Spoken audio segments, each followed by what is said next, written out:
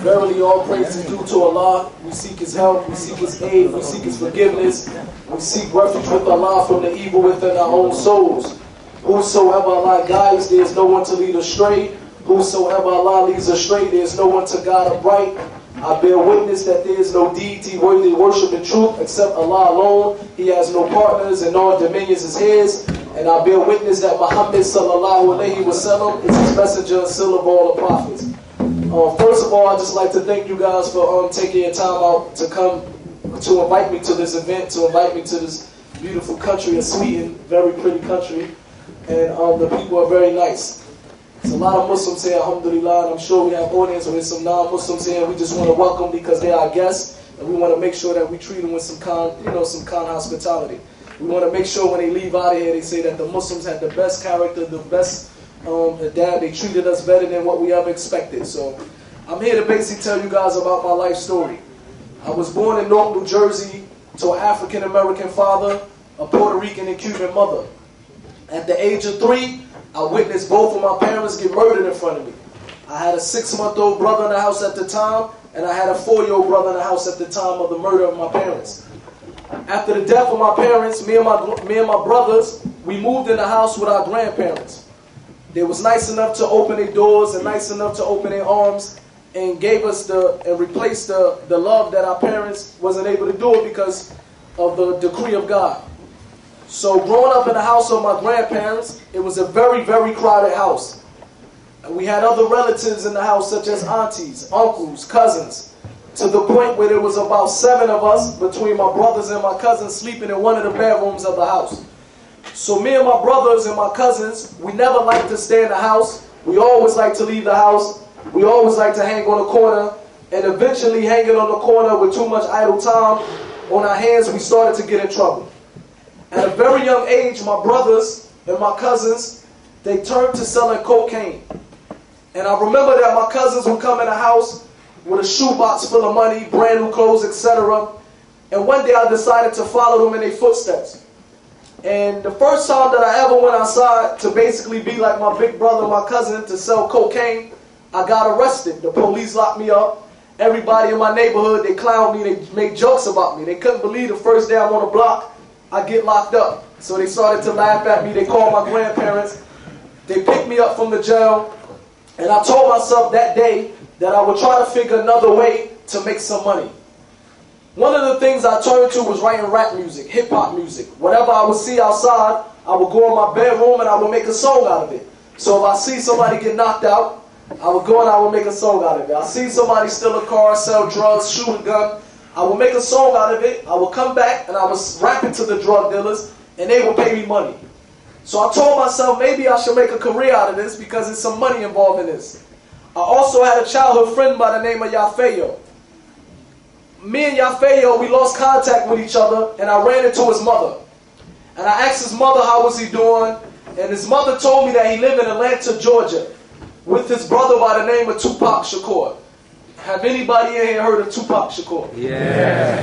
So she told me that Yafeo was also trying to pursue a career in the music industry. And I told her that I'm trying to do the same thing. She said, in fact, Yafeo and Tupac, they will be in New York City real soon. Why don't you go visit them? New York City and New Jersey was approximately, the part of New Jersey I'm from, was about 30-minute ride on the train. So when Tupac and Yafeo went to New York, I was able to catch a train and I was able to go to Manhattan and I was able to get introduced to Tupac and meet up with my old childhood friend by the name of Yafeo. The first time that I met Tupac, I was surprised because when he walked into the hotel room, he was different than the way I expected. If most of you guys knew Tupac back in the day, you would know that, for example, it was a time in his career where he shot 2 off-duty police, he got locked up and he beat the case, etc. Every time I saw him on television, he was getting into a fight, he was getting locked up for carrying a gun.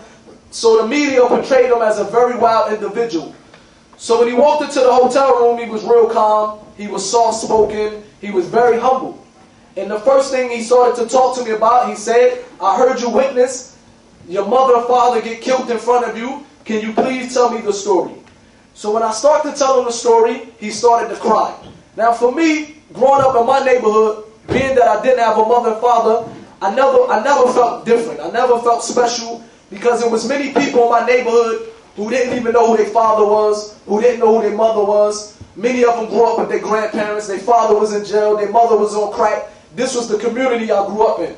So when Tupac reacted in this way, I was surprised. Tupac said, I want to put a rap group together. And he said, I want you to be part of this rap group. I want to help you get out of the hood. I want to help you get out of the ghetto, etc. A few months later, I moved to Atlanta, Georgia with Tupac. And we were sitting in his living room. And he decided that he wanted to call this rap group The Outlaws.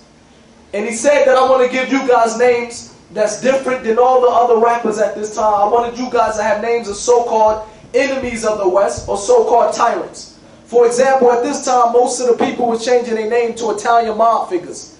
You guys heard of Scarface, John Gotti, Al Capone. These are the names that most of the rappers wanted to get at. For example, even to this day, most rappers, they take their name after gangsters. 50 Cent, for example. How many of you guys heard of 50 Cent? 50 Cent take his name from American. He was a black African-American gangster from New York City. His name was 50 Cent. Jay-Z take his name from a gangster from New York City, an African-American named AZ. These was real gangsters on the streets that rappers take their names. So Tupac said, I want to take it on a whole other level. He said, for example, Yafeyo, who was my childhood friend and the half-brother of Tupac, Tupac gave him the name after the Libyan president, Muammar Gaddafi. So Tupac gave him the name Gaddafi. Another member of the Outlaws, Tupac gave him the name Hussein after the former Iraqi president Saddam Hussein. Another member of the Outlaws, Tupac gave him the name Idi Amin after the Ugandan president Idi Amin. Another member, he gave the name Castro after Fidel Castro, the Cuban president. Tupac changed his name to Machiavelli. And when I was young, I had a very bad temper to the point that my black side of the family, they always blamed it on my mother's side of the family. They always said that because my mother had Spanish roots, she was from Puerto Rico and Cuban, so they said she had a very bad temper. So they blamed it on my mother's side. Every time me and my brothers get upset, I would hear that you just like your mother, that was a crazy lady, etc. When I met Tupac, I had that same type of attitude. I came with a chip on my shoulder, and Tupac said in his own words that I always act as if somebody owed me something. So Tupac had a joke. He said the reason why I had this temper, the reason why I was mad at the world is because of my height. He said I had the short man complex. In other words, it's called the Napoleonic complex, named after the French Emperor Napoleon Bonaparte. After he put this rap group together, the Outlaws, the first record that I performed on sold 3 million records worldwide. It was an album called Me Against the World. At this time, Tupac happened to go to New York City because, like I mentioned earlier, he was always in and out of court. He had to go to a court and he had a trial. One day he happened to walk into a recording studio. When he entered the elevator, 2 gunmen followed him in the elevator. They pulled out guns. They shot him 5 times. He got shot twice in the head, and he got shot 3 times in the rest of his body. And they also took $40,000 worth of jewelry from Tupac. The people that did this to Pac, they tried to murder him. It was basically a hit out on his life. Tupac had a falling out with a gangster from New York that he was friends with, and he decided to pay somebody some money to basically kill Tupac. Right after the shooting of Tupac, luckily, well, we say not luckily, it wasn't his time to go. A few weeks later, he got arrested, did a year and a half in prison. While he was locked up in prison, it was a guy by the name of Suge Knight. You guys ever heard of Suge Knight? Yeah. Suge Knight, for those who don't know him, he was from Compton, California. He was about 6'9", 375 pounds. He was a well-respected dude on the streets. A lot of people was afraid of him in the music industry. He approached Tupac and said that I will put up the money to bail you out of prison, and I will make sure that your enemies become my enemies. And this guy had an army of people in California. He had an army where he used to walk around with 50, 60 people, and they all had muscles like Arnold Schwarzenegger, etc. So Suge Knight put up the money, bailed Tupac out, and that's how myself, along with the Outlaws, we ended up moving to Los Angeles, California. If anybody familiar with the music of Tupac, they would know that he always spoke about death. He had songs called Death Around the Corner, and there was many occasions when we were sitting in the living room with Tupac, and he would tell us, the Outlaws, how he don't want to live anymore. He would say, now, I never had this many court cases until I got into the music industry. I never had to lose so much money. I never had so many enemies. He said, I'm really tired of life. But when he got to Death Row Records, he put an album out that sold 20 million records to this day. Tupac started to make a lot of money. And I remember one day we was in his living room and we had a conversation that I never will forget. Because this conversation was the beginning of me starting to think about life and starting to think about death. Tupac said to the Outlaws, myself and the rest of the Outlaws, he said, remember how I used to speak about how I don't want to live anymore. He said, but now that I have all this money, he just bought this beautiful house on the ocean, on the beach. He said, now that I have this house, he just bought him a Rolls Royce. And he said, now that I have this car, he said, I don't want to die anymore. Unfortunately, a couple months later, Tupac was in Las Vegas. He got into a fight at a hotel with an individual. A couple hours later, a car pulled up on the side of Tupac. Suge Knight was driving. It opened fire, and it shot Tupac 13 times. Tupac died 7 days later in the hospital. He was only 25 years old. For me, it was a wake-up call because I remember when he was chasing after death, and as soon as he wanted to live, that's when he died. So I started to question myself, even though I didn't have a religion. I believed in God at this time, but I didn't have a religion at all. But I always been a firm believer that a person, we cannot live life on this earth, do whatever we want to do, and when we drop dead, we go to sleep and that's it. So I used to always be curious about what's happening to Tupac. This is my friend. This is my big brother. I lived in the same house with him till he died. I traveled the world with him till he died. We ate together. We played together. Everything you can imagine, we done together. This was a guy that was very close to me, and I was very close to him. So while he was dead, I used to always contemplate, I wonder what Tupac is doing in that grave. So eventually I just carried on with my life. I went back to New Jersey with Gaddafi. Gaddafi and Tupac was very close. He was the brother of Tupac. And Gaddafi, he took the death of Tupac very hard. He was very sad. And I told Gaddafi, let's leave New Jersey, go back, pursue our career in the music industry. Gaddafi decided to stay in New Jersey, so I introduced him to my little cousin. I had a little cousin. He was from my neighborhood. His mother was my auntie, the sister of my father. And my little cousin, he always carried a gun. And my little cousin was known to use his gun. Even though at this time of his age, he was 14 years old, he was known to use his gun. So I introduced him to Gaddafi. Tupac died in September. My grandmother that raised me passed away in about August, June, July, something like that. I get a phone call in November that Gaddafi, my childhood friend and the brother of Tupac, he just got shot. When I asked the person who shot Gaddafi, the lady said, Napoleon, it was your little cousin. So for me, I couldn't imagine what would make my little cousin pull out a gun and kill Gaddafi. My little cousin admitted that he was high on drugs, he was playing with the gun, he pointed it to the face of Gaddafi, automatic, made a mistake, it went off and it killed Gaddafi. My cousin did 10 years in prison. After this, me and the Outlaws, we put a record out on our own, and this record sold 1.5 million records worldwide. So I started to make a little money, a little loose. And I told myself, now my life will get better. Now that I'm making money, I will be able to go buy me houses, cars, etc. At this point in my life, I bought 3 brand new houses. Every time a brand new car would come out, I would be the first one to go purchase that car. Everything that you can imagine I had. Money, jewelry, fame, everything you can imagine I was able to buy.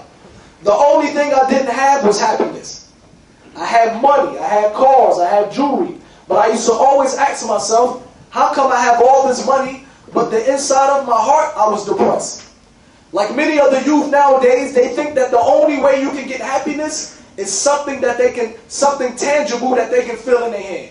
If they don't have money, they want to give up on life. If they don't have a house, they'd rather go sell drugs. If they don't have nothing good, they'd rather turn to alcohol. They think that the only way you can be happy is something in this world. And I was the same way. I thought that you can buy happiness. You know the story that you can buy happiness, you can't buy love, etc. This type of stuff, you heard this story. I'm sure you guys heard it out here in the Sweden language. It might sound better.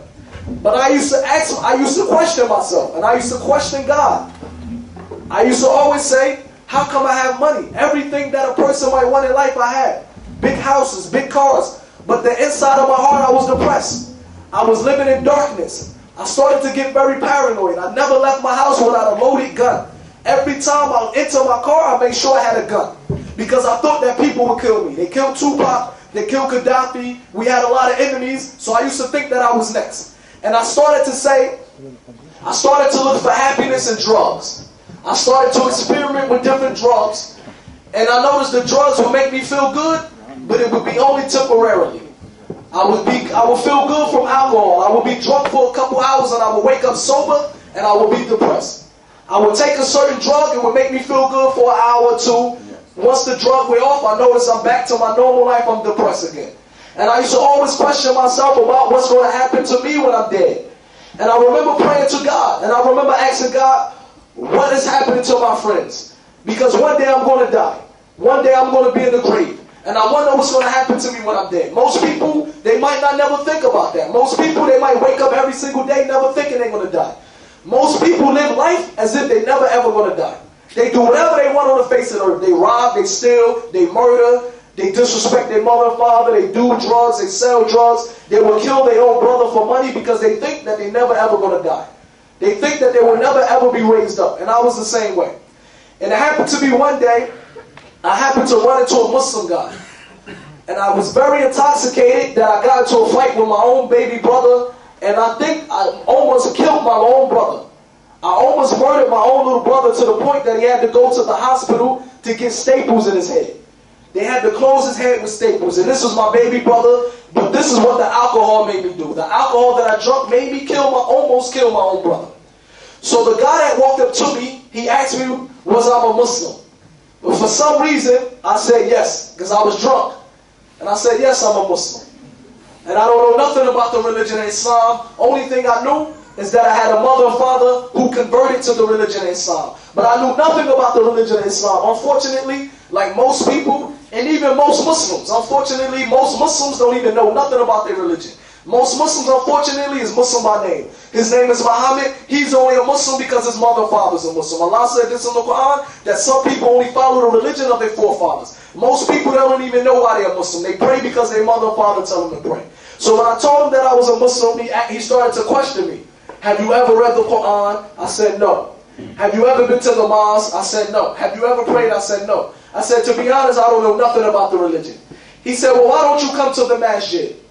So when I went to the mosque, I noticed that everybody was hugging each other. All the brothers were showing a lot of love to each other. And I was just looking at these people. Why is these people so happy?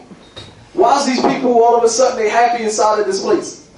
And eventually he gave me some literature. He gave me some pamphlets. And he gave me the English translation of the Quran. So when I took the Quran home, I swear to God, I swear by Allah and I swear to God, when I opened the Quran, even though it was in the English translation, the English language, I knew for a fact that this book cannot be written by a man. No doubt about it. The words that I was reading, I say that a man can never ever come up with these words. A man can never put sentences together and talk and speak like this. Because I was around poets. I'm around Tupac. A lot of people don't know that Tupac, he was a poet. I'm around most rappers. I know what people are capable of writing. But when I read the Quran, I said this had to be from the creator of the heavens and the earth. And when I got to the verse, every question that I had about life, I swear to God, it was in the book of the Quran. When I got to the point of when I used to be worried about why all of my friends around me is dying, Allah says in the Quran that every soul shall taste death. Every single one of us in this room, we have to die. We don't know when we're going to die, but every single one of us, we're going to die one day. Nobody lives forever. And when we drop dead, we don't know. Whether you're 5 years old, 15 years old, 20 years old, 23 years old, death does not have an age on it. Most people think that only old people die. Most people have an understanding that, man, I'm going to live a long age. I'm going to do whatever I want. Then I'm going to change my life when I'm 50 years old. Man, we don't even know we will live for 5 more minutes. We don't even know when we're going to drop dead. So when I read that verse, it touched me because my friends was dropping dead. Also, I was looking for happiness. I was looking for happiness in drugs and alcohol and women. I was doing this to find some type of inner peace. Allah says in the Quran, He said, truly, in the English translation, He said, truly the hearts find tranquility in the remembrance of Allah. This is a challenge to mankind. Nobody on the face of the earth, nothing can buy them happiness. Money cannot buy you happiness, jewelry, car, nothing can buy you happiness but God. Nobody is more happy than people that's religious. And they did surveys about this. They have, if this was the case, if money makes you happy, then how come you have millionaires committing suicide? If money makes you happy, how come you have billionaires that's taking their own life? So Allah says in the Quran, this is the only way you're going to be happy. So the more that I read about this religion, the more that I read about the religion, I noticed that this was a religion that makes sense. Allah says in the Quran, for example, that He is the creator of the heavens and the earth. He created all of us. All of us in this room got created by Allah. Every single one of us been created by Allah. No matter if your religion, Judaism, Christianity, Hinduism, whatever your religion is, Allah is the one that created you. Allah is the one that created me. Allah sent us many prophets and messengers. For example, He sent us Adam. From Adam, He made his wife Eve. From these two people, He made countless generations of people on earth. Allah sent us many prophets and messengers. Jacob, David, Solomon, Ishmael, Abraham, Jesus, John the Baptist, Noah, Adam, Suleiman, many more prophets. But He sent us one last messenger, and his name was Muhammad sallallahu alaihi wasallam, and he came from Arabia. And the Prophet Muhammad, he came with something different that no other prophet and messenger came with. All the prophets and messengers, they only went to their tribe. They only went to their people or their nation. The Prophet Muhammad said, I was sent to the whole of humanity. Whether you black, you white, you Arab, no matter you Swedish, no matter where you from, the Prophet Muhammad was sent to me and you. No matter what your background is, the Prophet Muhammad is your prophet. Either you accept your messenger or you reject him. It's up to you, but on the day of judgment, you will see what's the outcome about that. So the more that I read this made sense. How many people here that's not Muslims? By way, just put your hands up. We're going to make sure you guys feel comfortable. We're here to speak to you guys. How many of you guys, honestly, no one's going to mess with you guys. Islam is a religion of peace, you know. How many of you guys honestly heard that Muslims oppress their women? Be honest. You heard that Muslims oppress their women. How many of you, be honest, you can even believe it? We're not going to be mad at you. How many of you believe it? Be honest. You believe it? Who else believe that Muslim, you believe it? No. You might have, okay, most people that's not Muslim, they believe that the Muslims oppress their women. One thing I'm going to say is that you might have a Muslim that oppresses women, but it has nothing to do with the religion of Islam. Just like you have a Christian, a Jew, a Hindu, whatever it is, you have people that oppress their women. Before I became a Muslim, wallahi, I swear to God, I used to oppress women. Before I became a Muslim, I used to oppress women, and I was very happy to oppress a woman. I used to wake up looking for a woman to oppress. I come from an environment, I come from a background, for example, in the music industry, I come from an industry that we oppress women in our music every single day. We call women BITCHs. We would take a woman, and we would tell this woman that she's beautiful. We would say, you are so beautiful that you need to take your clothes off and get into my video.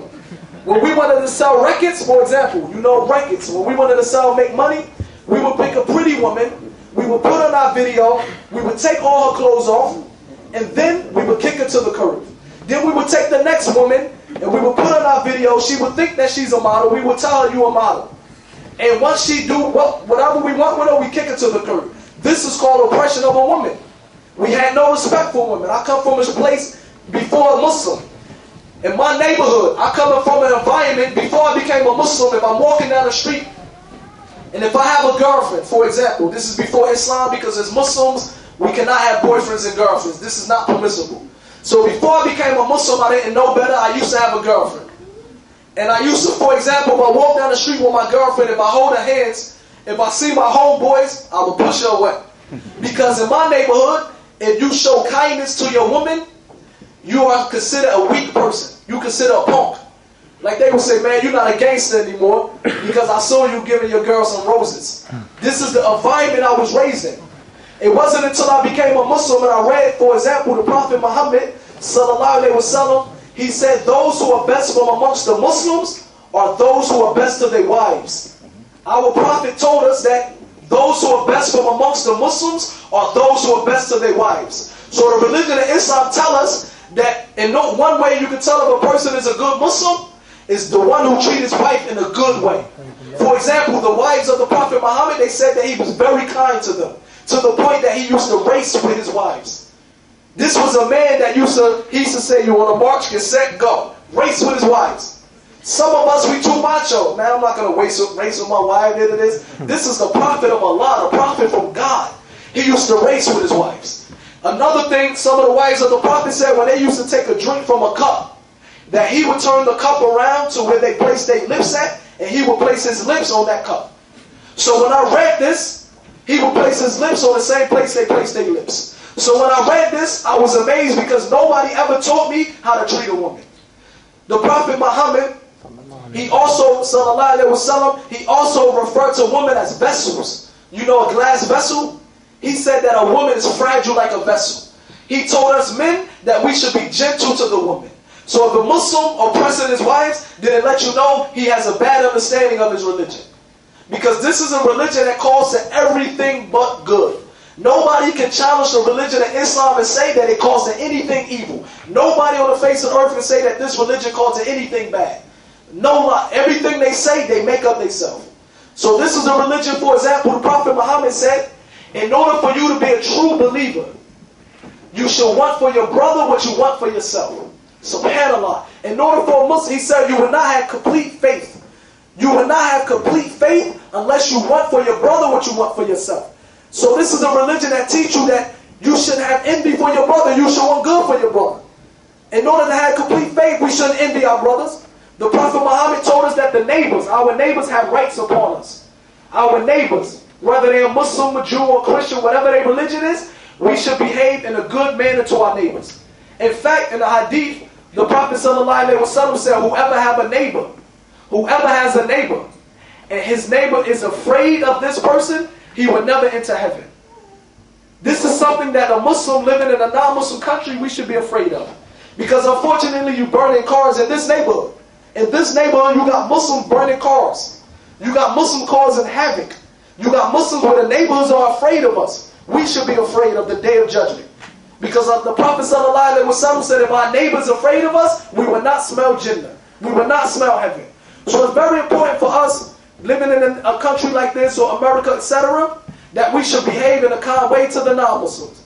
It's very important that when the non-Muslims look at us, they should say, I guarantee you he's a Muslim. And if they ask why, they should say, look how he behaved. I know he's a Muslim because look how he behaved to his mother and father. Look how he behaved. Look how he has a smile every time he greets his brother. He has a smile on the face. Look how he behaved. Even if he sees an object in the middle of the street, he picks it up with his own hand so that the cars or the people can walk down the street. This is what Islam taught. This is what Islam teaches. So the more that I read this, I knew that this is the religion from the creator of the heavens and the earth. Allah, for example, is the same God, whether he's a Jewish or a Christian, when he's from Arabia, for Arab countries, when he said God, he said Allah. Muslims are not the only one that says Allah when they refer to God. So in our religion, Allah means God, the God. And we also believe in all the prophets, from Jacob, Jesus, David, Solomon, but we believe in one last messenger. And we worship Allah alone. For example, every single day we wake up, just imagine this. Every single day we wake up, Allah is the one that put our soul back in our body so that we can wake up. Every single day. Can you imagine that in the ocean, for example, it's creatures that we don't even see and know of in the ocean. Do you know Allah is the one that provides food and sustenance every single day? For example, every single day, this is the affairs that Allah does. He honors some people. He humiliates some people. He brings some babies to life. He takes the soul of a person. Every single day, for example, Allah might make it rain in Australia. He might make it snow in Sweden. He might make it 100 degrees in Saudi Arabia. It could be raining in Los Angeles, hot in Las Vegas. Do you know every single day, none of this happened without the permission of Allah? Allah is the one that's in control of everything. Allah is the one that makes this happen. It's not global warming. Allah is controlling everything. Like the Prophet ﷺ, he said, if it's a dark night, a very black night, and it's a very small black ant crawling on a black rock, it does not move without the permission of Allah, and Allah see that ant moving. This is why we worship Allah alone, because He's the one that provides for us. He's the one that's in control of everything. So the more that I read this about this religion, it made total sense. So the religion of Islam is very important that the Muslims, that most of us here are Muslims, we have to return back to our religion. The religion of Islam is not a religion of gangsters. This is not a religion of homeboys. Either you're a Muslim and you're going to behave like a Muslim, because the religion of Islam came to teach us good manners. Unfortunately, for example, America, the fastest growing religion in America is Islam. When you go to America, I swear to God, you go to Philadelphia, for example. It is so many Muslims, so many converts to the religion of Islam, so many people that converted to the religion of Islam. The non-Muslims, they started to dress like the Muslims. The non-Muslims of Philadelphia, they grow beards. I swear to God. They grow their beards now and they wear kufis. The non-Muslims, they wear their pants above their ankles because the Muslims does this. To the point that if you don't believe me, get on the internet and Google this. To the point that the pants that the non-Muslims wear in America, now they call them Philly pants. Now they have a hip-hop pants that they wear above their ankles, and now they call it Philly pants. We wear our pants above our ankles because our Prophet told us to. As a Muslim, we dress a certain way, we behave a certain way, because Allah and His Messenger tell us this. So the Muslims are so strong and they happy to be Muslims, alhamdulillah, in America, that the non-Muslims starting to want to be like us. But unfortunately, you travel to different places, it's as if the Muslims are running away from their religion. You got Muslims in there from Bosnia, from Albania, from Kosovo, from Arab countries, from Africa countries. And their name is Muhammad. They was raised Muslim, but they don't know nothing about the religion, unfortunately. We as Muslims, we need to learn our religion. Most of us are only Muslims true because our mother and fathers are Muslim. Most Muslims, we don't even pray. Most of the kids, unfortunately, why don't we pray? Why don't we pray to Allah who is our creator? Do we know when we pray to Allah, it's only helping us? We act as if we don't want to pray. If somebody give us $1 million 5 times a day, we will be the first one that run to that $1 million. Allah, He offer us something greater than $1 million. He offer us to pray to Him 5 times a day, and we acting as if it's a burden on us. We acting like this is something that's going to harm us. To worship Allah, this is a blessing for us. What are we running around sagging our pants, acting like gangsters, looking up to David Beckham, looking up to 50 Cent, Jay-Z, and Tupac, and we don't know nothing about our Prophet? It's Muslims, unfortunately, never ever read the biography of the Prophet Muhammad, but they say they love the Prophet, sallallahu alaihi wasallam. You claim you love the Prophet, but you don't even want to represent the Sunnah. You claim you love the Prophet Muhammad, but you far away from loving him. Like Allah says in the Quran, for example, He said, "O Muhammad," He said, "Tell the people if they love me to follow you, and then and only then I will love them." Allah says in the Quran clearly as day, He said the only way I will love these people if they follow the Sunnah of the Prophet Muhammad. How many of us want Allah to love us? Why don't we follow the Sunnah of our Prophet sallallahu alaihi wasallam? Why don't we follow the Sunnah of David Beckham and all these other people? Why don't we take our Prophet? Why don't we love our Prophet sallallahu alaihi wasallam? This is very sad. This is very sad. I'm not a person that's coming down to look down upon y'all. I'm not here to speak down upon y'all, but I swear to God, this hurt me. This hurt me that when I see Muslims coming from Muslim countries, been Muslim all their life, and they're ashamed to be a Muslim. They name Muhammad, they say, "Don't call me Muhammad, call me Mo." You're ashamed to be a Muslim. Why are we ashamed to be Muslim? Who are we afraid of? This is a religion from the one who created the heavens and the earth. How can we ever go wrong? Just think of it. This is common sense. How can we ever go wrong obeying Allah? This is common sense. How can we go wrong obeying God, the creator of all of us? How can we ever lose out? Most people, they go to the university or go to college, and if their teacher tell them, you have a test. You want to be a doctor, you want to be an architect, here's your test. Study this test so you can pass. Most people will stay up all night studying that book. All night studying that book. They will not get no sleep so that they can pass. But what about the greater test? What about the test that's going to help us in this life and the next life? What about our religion? Most of us don't even read the Quran. Most of us ain't read the Quran in months. Most of us probably ain't read the Quran in years. What about the greater test, the real test? Because the next life is for real. The next life, hellfire is for real, Jannah is for real. So why don't we start behaving like Muslims? The only time we want to behave like Muslims is something happened to a Muslim somewhere. Then we want to pretend we love our brothers and sisters. We love our brothers in Palestine. We love our brothers in Iraq because we scream the loudest. Man, actions speak louder than words. Actions, obeying Allah and His Messenger, will prove to you that you love your religion. When they look at you and see that you following the Sunnah, that's without talking, that you love your religion. Burning cars and screaming, that doesn't mean you love your religion. That doesn't mean nothing. Everybody does that. Everybody, after a soccer game, they burn cars. After football games, they burn cars. Everybody can do that. Actions speak louder than words. Represent Islam. Let Islam be in our lives. This is the true talk. When a person see you, when they talk bad about you, they should say, wow, this person loves his Prophet sallallahu alaihi wasallam because he's trying to walk like him and act like him and behave like him. This is what the Muslims should be doing. So it's very important that the Muslims, we return back to our religion. Because every single one of us, believe it or not, every one of us have a great weight in for us. Every single one of us have to die. What are we going to do then? When the angel of death snatch our soul and we're in the grave, what are we going to say? Oh Allah, send me back, now I will start praying? Oh Allah, send me back now, I will follow my religion, it will be too late. Allah will say He gave us that chance. He gave us that chance, but we love soccer and football games more than we love our religion. We love David Beckham more than we love our religion. We love everything more than we love Allah. Now that we're in the grave, now when we see with our own eyes that it is true, when the angel of death snatch our soul, when the angel of death come to us, now when we know that it's real life, then we're going to want to come back, and then we're going to want to do our salah. Now all of a sudden we're going to want to get it together.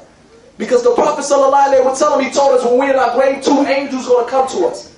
In some narration they said that the angels will have very dark faces with blue eyes. And Allah will put our soul back in us while we're in our grave. This is an authentic hadith. And they said while we're in our grave, the angels will tell us to sit up. Some of the narration said he would have a voice of thunder. Can you imagine a voice in a little grave? A voice like thunder. And he would ask us 3 questions. Who is your Lord? What is your religion? And who is your prophet? Most Muslims, we say that this is easy, correct? All of us know this answer. But if we didn't truly live these questions and live these answers in this life, if we didn't truly believe that a Prophet ﷺ was our messenger, or we had some doubt about our religion, or we had some doubt about Allah, then we would be stuttering. Then the Prophet ﷺ said that the angel would have a mallet in his hand, and he would start striking that individual in the grave. And to the point that if it struck the mountain of Uhud in Arabia, the mountain of Uhud would turn to particles of dust. And the Prophet ﷺ told us that people get tortured in their graves. People, right now, people are getting tortured in their graves, but we cannot hear it. Allah was so merciful that He did not even let us hear the screams of the people in the grave, the screams of the people in the cemetery. But all the other creatures, they hear it. The dogs, the birds, the cats, whatever, they all can hear the people getting tortured in their grave. Allah, the Prophet ﷺ said that Allah didn't let us hear it because we will stop going to bury our loved ones if we hear the people screams in the grave. What are we going to wait till it's too late? So it's very important that the Muslims return back to their day. Because we have an understanding, or we believe as Muslims that this type of punishment cannot happen to us in this life. Let me tell you a true story that happened recently in New Jersey. A true story that happened a few years ago in New Jersey. It was a Muslim brother and sister. They disappeared in the neighborhood. They went to commit fornication. And everybody was looking for them. And later on they turned on the news. And we found out that a small airplane crashed into the hotel. And it happened to crash into the hotel where the Muslim brother and sister was committing fornication. They died in that state. They died in that state. They died in that state. How we not know that the next time you smoke marijuana, the angel of death will snatch your soul? The next time you drink alcohol, how do you not know that that might be the last thing that go in your body? When you decide to have a boyfriend and girlfriend and fornicate, how we not know that this is the day we're going to die? We should stop playing with our religion. Because Allah doesn't need us, we need Allah. If everybody on the face of the earth right now do not pray to Allah one time, if everybody never ever pray to Allah, it doesn't harm Allah one bit. When you not praying, when you persons as Muslims are not praying, making your salah, do you know this doesn't harm Allah? Allah says in the Quran that when we turn our back on our religion, He will replace us with better Muslims. He will replace us with better Muslims that love Allah, they love His messenger, and Allah loves them back. He will replace you with better Muslims. When you're not making your salah, Allah doesn't care. It doesn't harm Allah. Allah will replace us with a better Muslim. All the way in Alaska somewhere. They have Muslims in Alaska. Allah will raise up a Muslim all the way in America, and he will be a better Muslim than all of us. He'll raise up a Muslim in Sweden. He'll be a better Muslim than all of us. Allah does not need us. We need Allah. So it's very important, man, that the Muslim youth, I'm here to tell you that most of the youth, they're looking for that lifestyle. Most of the Muslim youth, they want to be rappers. They want to be gangsters. They want record deals. They want to be rappers. They want to run away from a life of good pleasure of Islam to a life that can lead them to the hellfire. This is the most backward thing I ever heard of in my life. You're running away from a religion that's calling you to Jannah, to paradise, to a lifestyle that's telling you to enter the hellfire if you die upon that. To a lifestyle that's calling you to the hellfire. And it's like a narration where the Prophet Muhammad, peace be upon him, he said, my example to you is like a man that lights a fire. And when he lights a fire, the insects and the mosquitoes, when they see that bright light, they think it has something good to offer, so they go towards that. They fly towards the light because they think it's something good. But they doesn't know it's a fire. So the man is in front of the fire, he's trying to stop some of the mosquitoes. Some of them he stopped, but some of them get past him. The Prophet ﷺ said, I'm grabbing you by your waist. I'm grabbing you by your waist, trying to stop you from going to the hellfire, but you just want to keep getting past it. Some of the prophets of the lie, they will tell them stop, because some people want to follow his sunnah, but some people think it's a joke. And some of them is running towards the hellfire. So it's very important, man, that the Muslim, we return back to our religion. Because this is the only way of life. And I'm going to end it with the story of Umar ibn Khattab in the end when he entered to Jerusalem. If anybody remember the Arabs before Islam, they will remember that the Arabs, they were some of the most misguided people on the face of the earth. And Umar ibn Khattab, he was telling his companion when he entered Jerusalem, he said that we were some of the most misguided people on the face of the earth. He said Allah sent us a messenger, a prophet. We accepted this prophet and we accepted the religion of Islam. He said, and Allah, He honored us with this religion. Can you imagine that Umar was leaving Mecca, Saudi Arabia. He was leaving Mecca, the Arabian Peninsula, to go to Jerusalem, to take the keys of Jerusalem, without even spilling blood, without even fighting. Allah honored us. He said, so whenever the Arabs and the Muslims, they look for honor in any other way than the religion of Islam, Allah will humiliate them. Wallahi, look at the Muslim situation. Look at us. Because we look for honor in everything. We look for honor in everything. David Beckham, he cut his hair like this, and the girls love him. The Muslims said, let us cut our hair like this. Jay-Z, he wears pants tight. The Muslims said, well, the people respect Jay-Z, let me dress like Jay-Z. But you don't know you're only being humiliated. Because true honor coming, sticking to the Quran and the Sunnah. When you obey Allah and His Messenger, He make the people respect you. For example, the people will never respect you. No matter how much you want to be like them, they will never respect you. You know why? Because they know you're not supposed to act like this. A true story, when I went to Australia, they have a very big Lebanese community. And I was speaking to one of the police officers, and the police officer told me, he said, I don't understand. He said, we watched the Arabs and the Muslims, they migrated to our country and they had a very strong culture. He said, and all of a sudden, they lost their culture and they started coming to the bars with us. We drink beer, they want to drink beer. He said, all of a sudden, it looked like they want to be like us. We would never respect them because when they first landed, they had a culture that was very strong. Allah even says in the Quran, He said, the people of the book, the Jews and the Christians, will never accept you until you follow their religion. So you can dress like them, look like them, talk like them, walk like them. They drink their beer. You can do whatever they want. They will never ever accept you until you give up your religion. They will only respect you. When they see that you try to hold on to your religion, then they will respect you. Then they will respect you. Wallahi, when I came to Sweden and the lady tried to shake my hand, I said, in my religion I don't shake hands. She said, I respect that. She said, I respect that. She respected that I was trying to be myself and I'm trying to follow my religion. So you can dress like them, act like them, they laughing at you. Because they know that a Muslim's supposed to behave a certain way. So let's start behaving like Muslims. May Allah make us better. May Allah return us back to our religion. May Allah let us follow the religion according to the Quran and the Sunnah with the understanding of the Sahabas. That's the only way to follow the religion. Allah says in the Quran, talking to the Sahabas, He said, if they believe the way you believe, and only then they will be guided. How many of us even know the Sahabas?